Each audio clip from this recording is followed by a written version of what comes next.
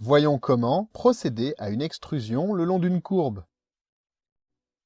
Avant toute chose, il nous faut dessiner le chemin d'extrusion.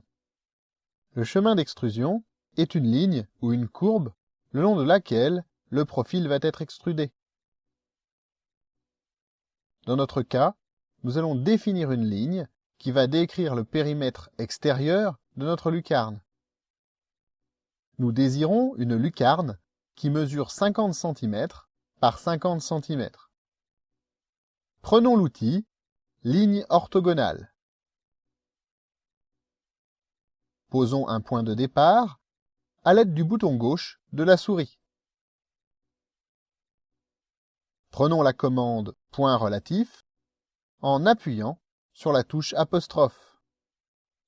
Dans DX, indiquons 0. Dans DY, indiquons 50 et laissons DZ à 0. Vérifions que le bouton radio est bien sûr au dernier point. Appuyons sur la touche Entrée pour valider. Appuyons de nouveau sur la touche apostrophe pour la commande relatif. Indiquons moins 50 pour DX et laissons les autres valeurs à 0. Appuyons sur la touche Entrée pour valider. Effectuons un autre relatif.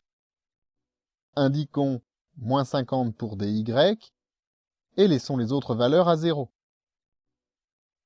Appuyons sur la touche Entrée pour valider. Fermons le carré ainsi obtenu en cliquant à l'aide du bouton droit sur le point de départ.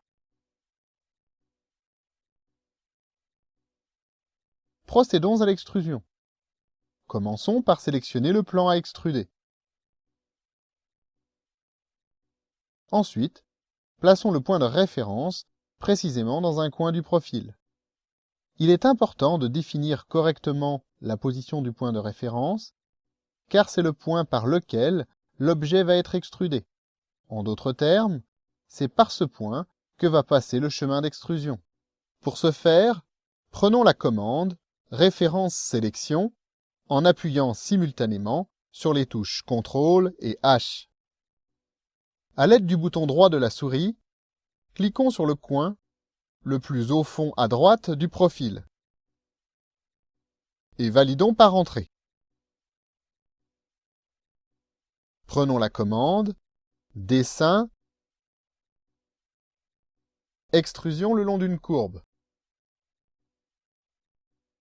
Vérifions que l'orientation est bien sûr perpendiculaire.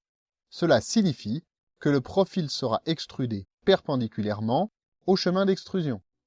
Cliquons un point sur le chemin d'extrusion. Appuyons sur la touche suppression du clavier pour effacer le profil.